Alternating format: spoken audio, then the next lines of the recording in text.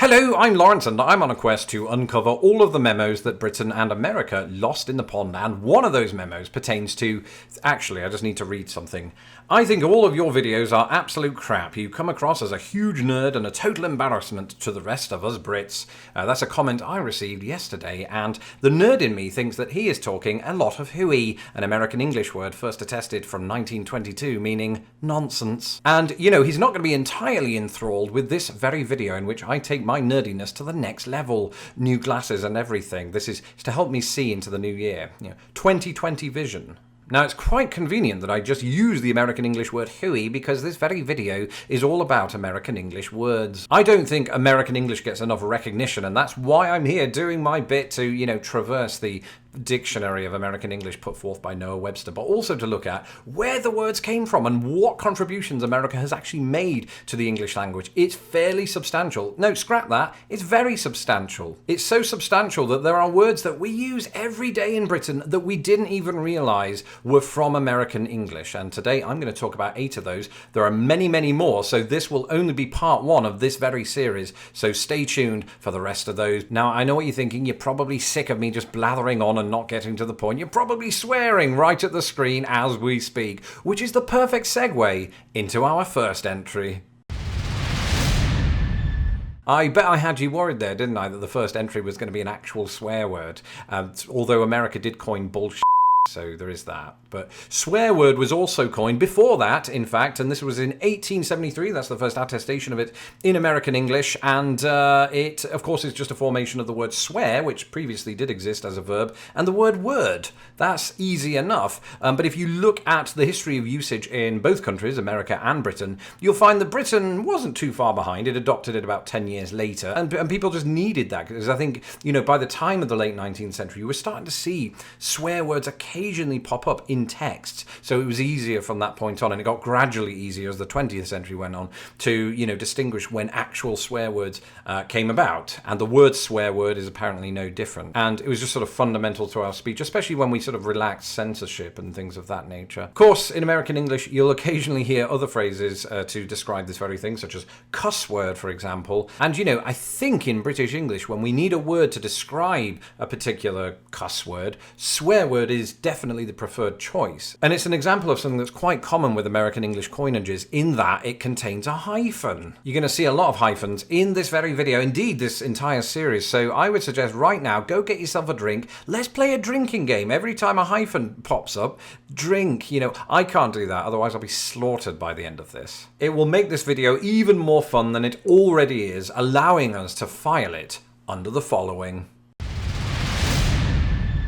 Alright, I'll grant you, it's probably not too surprising that the word escapism came about through American English, particularly in 1933. You've got to think about what was happening in and around that time. Firstly, you had the Great Depression was in full swing at that point, so people needed the idea of escapism. But you also had, the growth of the cinematic world that was happening in and around that time, with the silent era moving in to the talkies era. And so escapism was just something that was very easy to acquire, I suppose, at that time, and very needed at that time. And the same was true in Britain. Of course, the Great Depression affected the whole world, and at around the same time, escapism fell into British English, and it's had a similar trajectory to how it has in American English. Although if you look at usages of it in British English, you'll see that it has this sort of boom in the 1940s during World War II.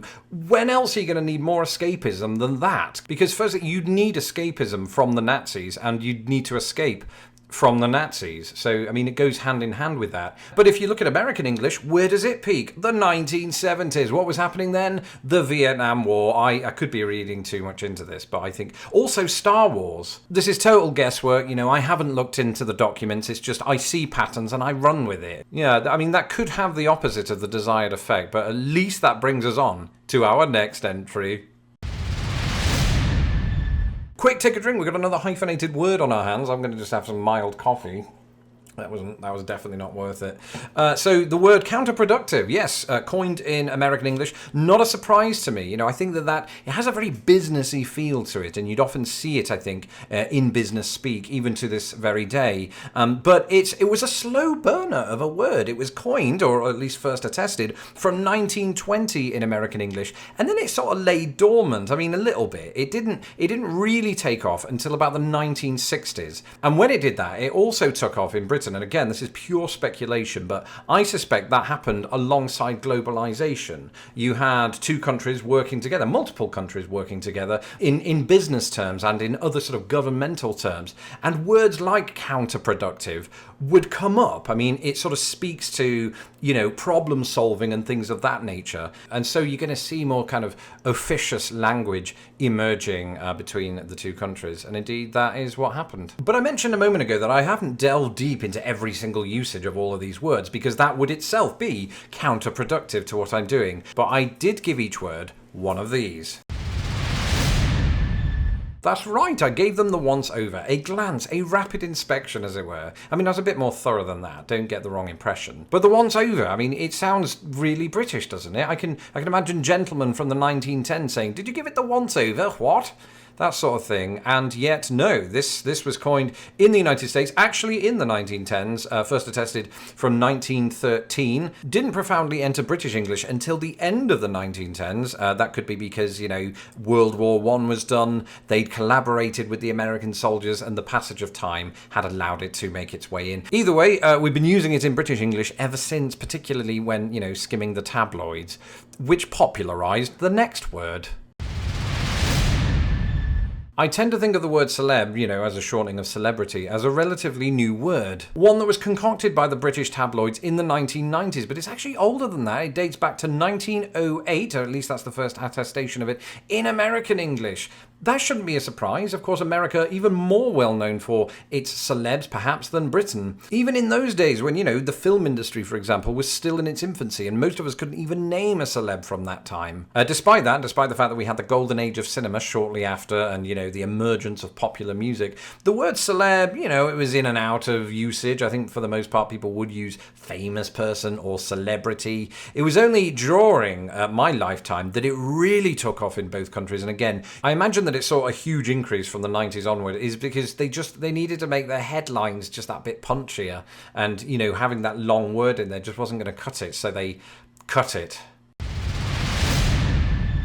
Yes, somewhat amazingly, the verb to choreograph did not exist before 1928, despite the fact that dance as an art form had been around for hundreds of years. In fact, so had the word choreography, particularly in the French form, but American English took the word choreography and backformed the word choreograph, as I said, in 1928. It started to take off in both countries in the 20th century, and it's no surprise that it did. I mean, we had a proliferation of musicals.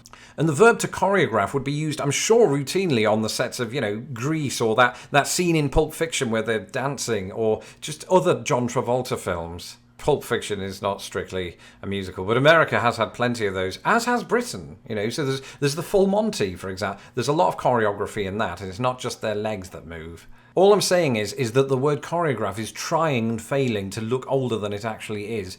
Sort of the opposite of John Travolta. Or Nicolas Cage, which they were both in Face Off, which brings me on to our penultimate entry.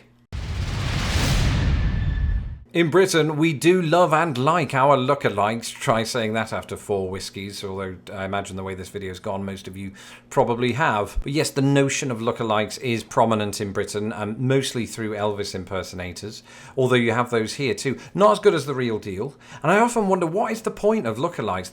They're paid to impersonate somebody who often is paid to impersonate somebody, in the case of actors. It's so weird and second-hand, and I don't actually get it. But the word lookalike has its origins in 1930s America. Again, no real surprise there. This is at a time when celebrity culture, or should I say celeb culture, is taking off. So people are going to be mimicking people out of the wazoo. I still don't know what a wazoo is. And all across the board there was mimicry, right? Even in Britain. I mean, look at Charlie Chaplin, who did his best impression of Hitler. That was parody. That's probably slightly different. Well, at the end of all of those, you can put your drinks down now, because the last one isn't hyphenated. But those of you that have been drinking, you know, Sam Adams or Bud Light, or just beer in general, will be very interested in our final entry. This one absolutely blew me away. Great choice of words there, Lawrence, because I thought this word was way older than this and more British. But it turns out, once again, it was coined as recently as the 1930s. There was a lot going on in that decade, as we've talked about. So people were trying to balance their checkbook. They were trying to survive the Dust Bowl. They were trying to find alternate words to belching. And they did that. I mean, the word burp emerged in American English at around that time. Before then, people would mostly use the word belch in both American English and British English. And in that sense, both words could be said to be onomatopoeic, right? They sound like a burp. Burp. Belch, that just sounds like a Doctor Who monster. And it took off in Britain shortly after, despite or because of rationing. That's my rationale for its trajectory there. That was really poor. Meanwhile, today in American English, it's almost neck and neck between burp and belch, whereas in British English, burp is still coming up. See what I did there? That was very good. All right, thank you for watching today. That's the end of this episode. Let me know in the comments below what other American English words have gone around the world. And if you like what you see on my channel, don't forget to subscribe by hitting my stupid little face and then clicking my bell. And a big, big shout out to all my patrons. Once again, you made this research possible. You make everything possible, even my high-pitched voices. If you would like to become a patron of Lost in the Pond, you can do so at patreon.com/lostinthepond. Anyone who does so will get access to my secret live stream, and anyone who pledges $5 or more a month will get access to not only that and other stuff, but my secret podcast and more. Until next time, I bid you adieu, and I hope you have a brilliant week. Bye. Thank you for watching this episode of Lost in the Pond. Don't forget to hit my stupid little face to subscribe, and please share this video with the world. Hit me up on Twitter, Instagram, and Facebook, and if you would like to support this channel, please do so at patreon.com/lostinthepond.